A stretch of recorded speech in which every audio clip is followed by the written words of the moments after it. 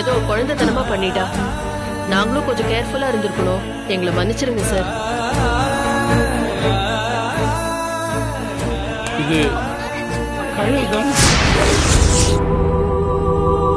Sir, இந்த பொண்ணு உங்களுக்கு தெரியுமா? இது என் ரெண்டாவது பொண்ணு கயலுங்க. உங்க ரெண்டாவது பொண்ணா?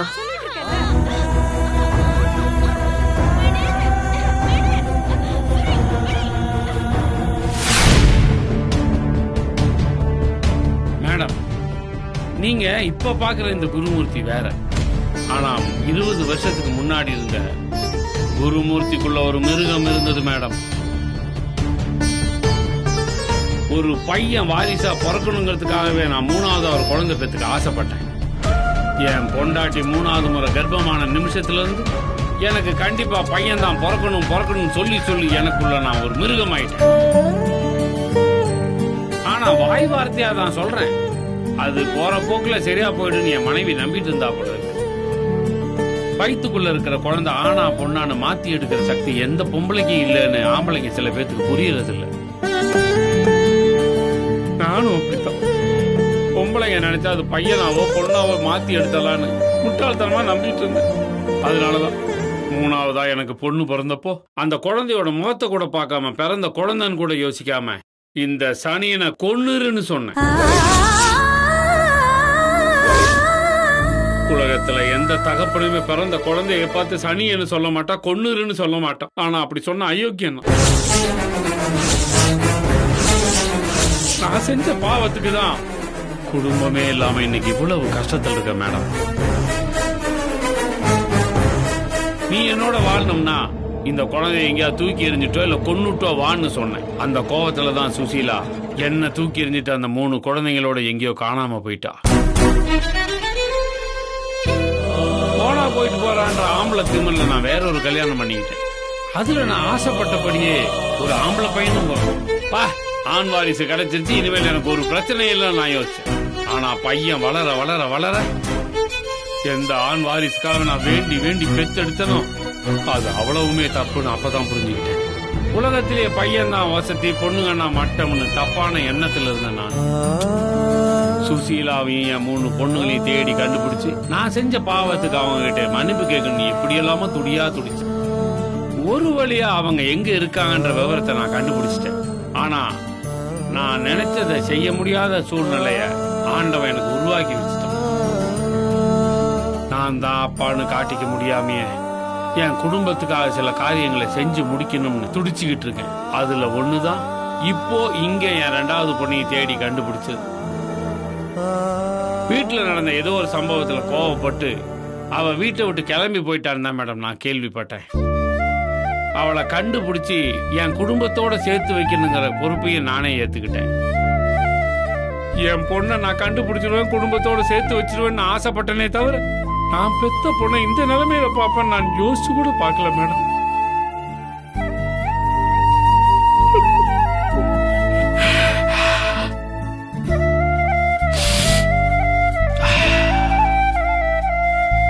என் பொண்ணு இந்த ஆசிரமத்துக்கு எப்படி வந்தா, யாரு கொண்டு வந்து விட்டாங்க? எனக்கு தெரிஞ்ச ஒரு சோஷியல் ஒர்க்கர் தான் தேவியை இங்க கூட்டிட்டு வந்தாரு. அந்த பொண்ண ரோட்ல 2 பேர் துரத்திருக்காங்க. அவங்களே பாத்துட்டு வந்ததுனால அவர் வண்டி முன்னாடி வந்து விழுந்திருக்கா. அவ அடிபட்டு மயங்கினதை பார்த்ததும் அவனுங்க பயந்து ஓடி போயிட்டானுங்க. அவர் தான் அவளை ஹாஸ்பிட்டல்ல சேர்த்திருக்காரு. தலையில அடிபட்டதால பழைய நினைவுகள்லாம் இருக்காது. திரும்ப அதெல்லாம் ஞாபகம் வரத்துக்கு கொஞ்சம் காலம் ஆகும்னு டாக்டர் சொல்லிருக்காரு. டாக்டர் ரெஃபர் பண்ணி தான் தேவியை இங்க கொண்டு வந்து விட்டுட்டு போனாரு. மேடம், அந்த அட்ரஸ் தெரியாதுன்னு சொல்லி ஒரு 10 பொண்ணுங்களோட போட்டோ கொடுத்து விட்டீங்களே, அதுல என் பொண்ணு போட்டோ இருந்ததா? ஆமா சார். நேத்தே அவங்க எல்லார் போட்டோவையும் உங்களுக்கு கொடுத்து அனுப்புனேனே, அதுல நீங்க பாக்கலையா?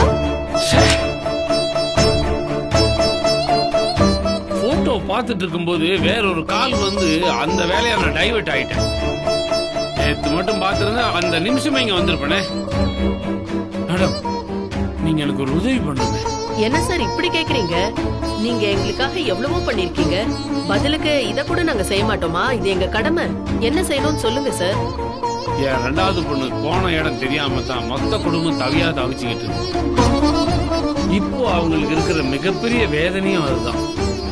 அப்படிப்பட்ட என் பொண்ணை இந்த நிலைமையில பார்க்கும்போது என்னாலேயே தாங்கிக்க முடியலையே. என் பொண்டாட்டியும் அவ கூட பிறந்தவங்களும் பார்த்தா துடியா துடிச்சு போயிடுவாங்க. அவங்களுக்கு அந்த கஷ்டத்தை நான் கொடுக்க விரும்பல. என் பொண்ணை பழையபடி குணமாக்கினதுக்கு அப்புறம் அவங்களோட சேர்த்து வைக்கணும்னு ஆசைப்படுறேன். என் பொண்டாட்டிக்கும் குழந்தைங்களுக்கு நான் இது வரைக்கும் ஒரு சந்தோஷத்தையும் கொடுத்தது இல்லை மேடம். இந்த ஒரு சந்தோஷத்தையாவது கொடுக்கணும்னு நான் ஆசைப்படுறேன். நான் செஞ்ச பாவத்துக்கு எல்லாத்துக்கும் இதுதான் சரியான தண்டனையா இருக்கும். மேடம், என் பொண்ணை நான் கூட்டு போய் ட்ரீட்மெண்ட் கொடுத்து பாத்துக்கலாமா? அதுக்கு நீங்க அனுமதி கொடுப்பீங்களா? என்ன சார் இப்படி கேட்டுட்டீங்க? அவ உங்க பொண்ணு, தாராளமா நீங்க கூட்டிட்டு போலாம். Thank you madam. லீகலா சில ஃபார்மாலிட்டிஸ்லாம் இருக்கு சார்.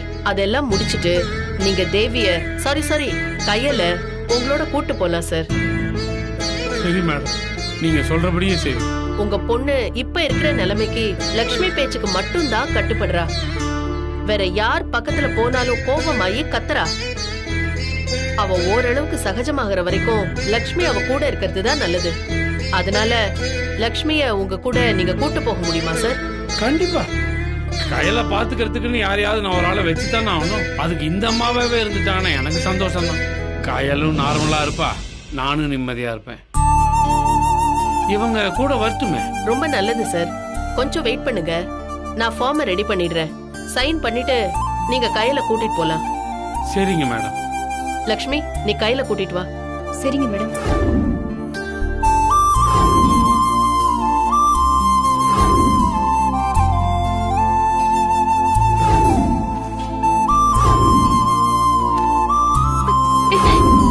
எங்க கூட்டிட்டு போற?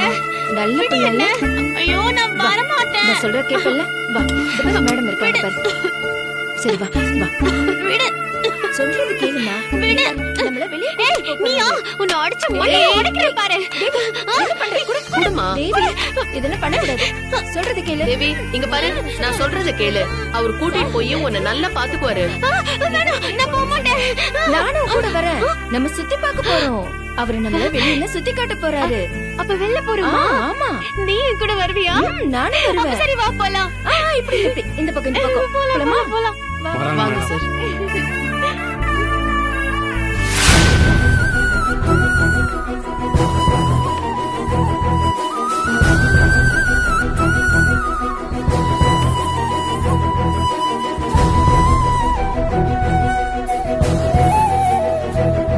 இவங்களோட மென்டல் ஹெல்த் அசஸ் பண்றதுக்கான கொஸ்டினர் இது. இத வச்சுதான் இவங்க எப்படி யோசிக்கிறாங்க, ஒரு விஷயத்தை எப்படி புரிஞ்சுக்கிறாங்க, இவங்க மெமரி எப்படி இருக்கு, எப்படி முடிவெடுப்பாங்கன்னு தெரிஞ்சுக்க முடியும். இதையெல்லாம் சேர்த்து தமிழ்ல அறிவாற்றல்னு சொல்லுவாங்க. இதுல இருக்க எல்லா கேள்விகளுக்கும் ஆன்சர் பண்றதுக்கு நீங்க ஹெல்ப் பண்ணுங்க. சரிங்க மேடம்.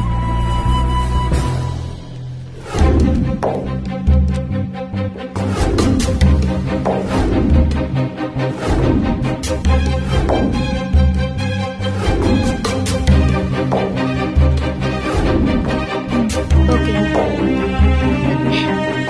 நான் தான் கொடுப்பேன்.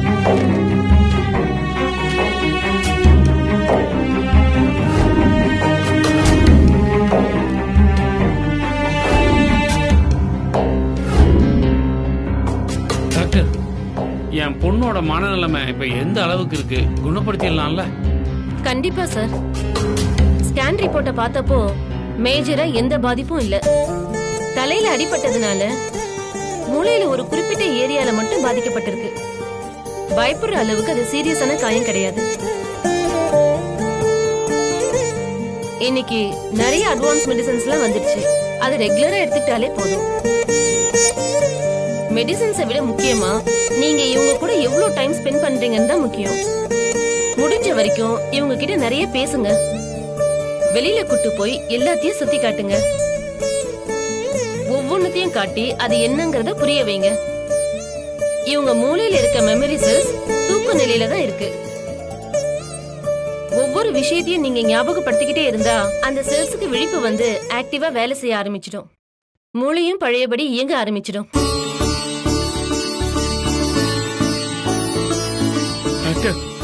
ரொம்ப தேங்க்ஸ்.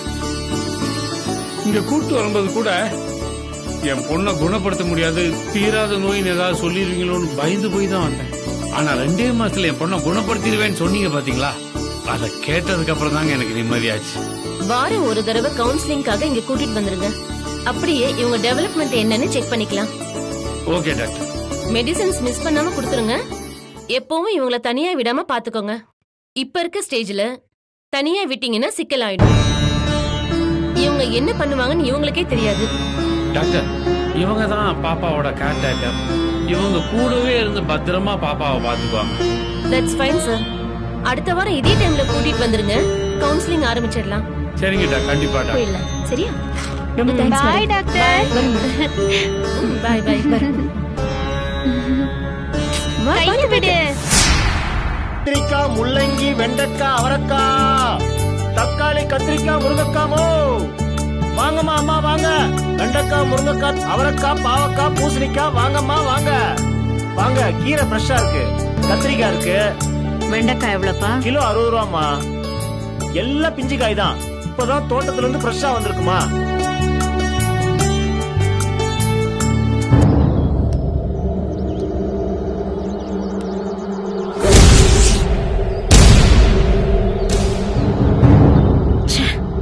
இந்த சாமி ஏன் தான் என்ன இப்படி சோதிக்குதுன்னு தெரியல. யாரும் பார்க்கவே கூடாதுன்னு நினைக்கிறேனோ அவங்க முகத்திலேயே முழிக்கிற மாதிரி ஆயிடுது. ச்சே. என்னம்மா இப்படி சொல்லிட்டீங்க? என் முகம் ராசியான முகம் தான் எல்லாரும் சொல்றாங்கம்மா. தம்பி, நான் உன்ன சொல்லலப்பா. இருக்கிற கடுப்பு போதாதுன்னு நீ வேற. ஒழுங்கா நேரத்திலேயே மார்க்கெட்டுக்கு போய் காய்கறி எல்லாம் வாங்கிட்டு வந்துடணும். அந்த வேலையை மட்டும் முடிச்சிருந்தா கண்டவளை பார்க்க வேண்டிய நிலைமை வந்திருக்காது. அம்மா, மார்க்கெட் போனீங்கன்னா பழைய காய் தான் கிடைக்கும். நான் குடுக்குற காயெல்லாம் ஃப்ரெஷ்ஷான காய்கறி. ஏன்பா, நான் ஏதோ தனியா புலப்பட்டு போறேன்ப்பா, நீ கொஞ்சம் சும்மாற. எதுக்கு எடுத்தாலும் நோய் நோயின்னுட்டு. மயிலு, அக்கா, நீ எதுக்கு காயெல்லாம் வாங்குற? சமைக்கணும்லக்கா. நீ வீட்ல சமைக்கலாம் ஆரம்பிச்சிட்டியா? ஆமாக்கா. எத்தனை நாளைக்கு தான் வெளியில ஹோட்டல்லயே வாங்கி சாப்பிடுறது? அதான் சமைக்க ஆரம்பிச்சுட்டேன். காலையிலேயே டிஃபனையும் சாப்பாடையும் ரெடி பண்ணிடுவேன். சூப்பர் மயிலு, கொஞ்சம் கொஞ்சமா முழு குடும்ப தலைவியா மாறிட்டு இருக்கல்ல, நல்ல விஷயம்தான். ஆனா உன் படிப்பு என்ன ஆகுறது? ஐபிஎஸ் ஆகணும்ன்ற கனவு என்ன ஆகுறது? ஏங்கா இப்படி கேக்குறீங்க? குடும்ப தலைவியா இருந்தா படிக்க முடியாதா இல்ல படிக்க தான் கூடாதா? நான் படிக்க கூடாதுன்னு சொல்லல, ஆனா குடும்பத்தையும் பாத்துக்கிட்டு வேலைக்கும் போய்கிட்டு ஐபிஎஸ்க்கு தயாராகணும்னா அது கஷ்டம் தானம்மா. ஒரு கஷ்டமும் இல்லக்கா. பல பேரு கல்யாணம் ஆகி குழந்தை பெத்துக்கிட்டு கூட கலெக்டராவும் பெரிய போலீஸ் ஆபீசராவும் ஆயிருக்காங்க. நாம நம்ம இலக்க அடையறதுல தீவிரமா இருந்தா போதும்க்கா. கல்யாணம் பண்ணிக்கிறதோ குழந்தை பெத்துக்கிறதோ அதுக்கு ஒரு தடையாவே இருக்க முடியாது. நான் இப்படி சொல்றதுனால நானும் இப்ப குழந்தை பெத்துக்கிட்டு தான் சாதிக்க போறேன்னு அர்த்தம் இல்லக்கா. எனக்கு என் கனவு முக்கியம். புருஷன் குடும்பம் எல்லாமே அதுக்கு அப்புறம் தான். நான் நினைச்சதை அடையாம என் கனவை நிறைவேற்றாம குடும்ப வாழ்க்கைய பத்தி என்னால யோசிக்கவே முடியாது. என் புருஷனுக்கு சமைச்சு போடுறதுனால நான் வழி மாறி போயிட்டேன்னு நினைச்சிடாதீங்கக்கா. ஏமா, இது உங்களுக்கே நியாயமா இருக்கா? நீங்க பாட்டுக்கு வெண்டைக்காயை உடைச்சு உடைச்சு போடுறீங்க. இப்படி உடைச்சு போட்டா மத்தவங்க எப்படிமா வாங்குவாங்க? வெண்டைக்கானா உடைச்சு பார்த்து தான் வாங்க முடியும். அதுக்கு நீ இவ்வளவு ஆவேசமா உடைப்பீங்க? இந்த வெண்டைக்காய்க்கு மட்டும் வாயிருந்தா கியான்னு அழுதுருக்கோமா? இந்த பொண்ணு பதமா எப்படி எடுத்து போட்டு வாங்குது பாருங்கம்மா. சோதிச்சு வாங்குறதுல தப்பு இல்ல. நான் தான் பிஞ்சு காயின்னு சொல்றேன்ல, அதுக்கப்புறம் நீங்க உடைச்சு உடைச்சு போட்டு பாத்தீங்கன்னா எப்படிங்கம்மா? நல்லது கேட்டது சொல்லி வளர்த்த பொண்ணே நம்பிக்கை துரோகம் பண்ணிட்டு போயிட்டாப்பா. வியாபாரம் பண்ற நீ என்ன ஏமாத்த மாட்டேன்னு என்ன நிச்சயம்? உன் வார்த்தைய நான் எப்படி பண்ண வருது? அதான் ஒவ்வொன்னா பார்த்து பார்த்து எடுத்துட்டு இருக்கேன். அது உனக்கு சரி பண்ணலனா உன் காயே எனக்கு வேண்டாம், ஆளை விடு. இந்தா ஆளை விடு.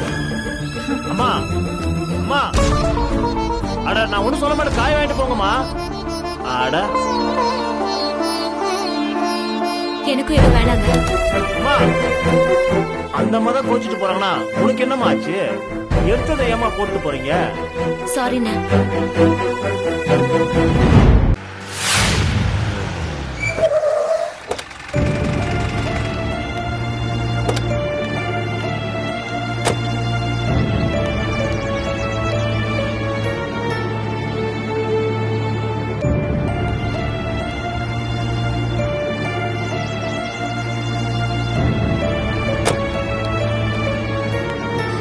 என்னம்மா, வா உள்ள போலாம். வாங்க. உள்ள வாம்மா.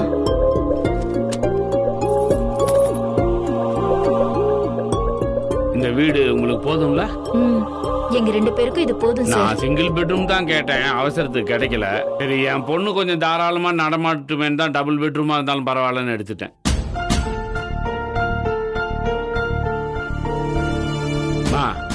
ஈவினிங் என் கான்ஸ்டபிள் அனுப்புறேன். அவர் வரும்போது ப்ரொஃபஷனும் அப்புறம் நைட்டு டிஃபனும் வாங்கி கொடுத்து அனுப்புறேன். நாளையில இருந்து நீங்க இங்கேயே சமைச்சு சாப்பிட்டுக்கலாம். சரிங்க சார். அம்மா பாருங்க. எங்க போற தேவி? நான் அங்க போறேன். அதான் எங்கன்னு கேக்குறேன். எல்லாரும் அங்க இருக்காங்க, நான் போறேன். விடு. அங்க வேணாம் தேவி. இப்ப இதுதான் நம்ம வீடு. இனிமே நம்ம இங்கதான் இருக்க போறோம்.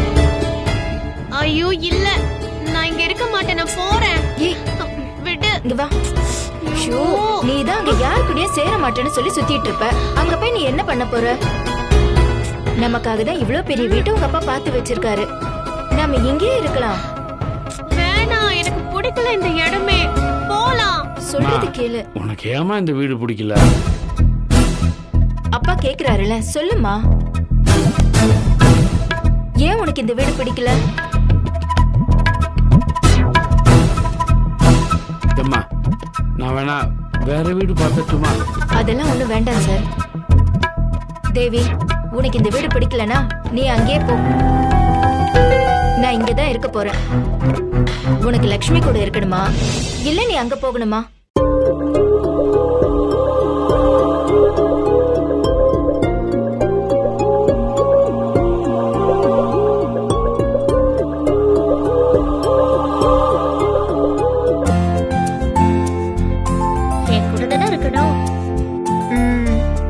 அப்ப நீ இந்த வீட்ல தான் இருக்கணும், சரியா?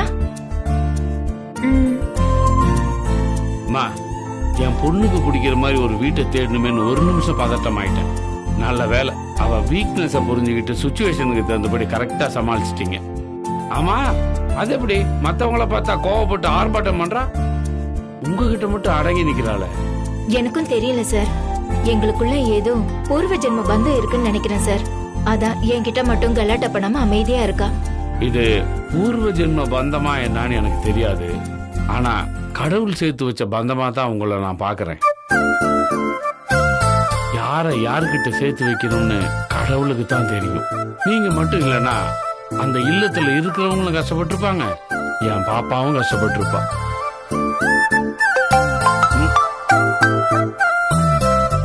ஒரு நிமிஷம் சொல்லுங்க சார். நான் வந்து ஹலோ தேவி, நீ இந்த ரூம்ல போய் உட்காந்து வேடிக்கை பார்த்துக்கிட்டு இரு. நான் இப்ப வந்துடுறேன், சரியா? வா.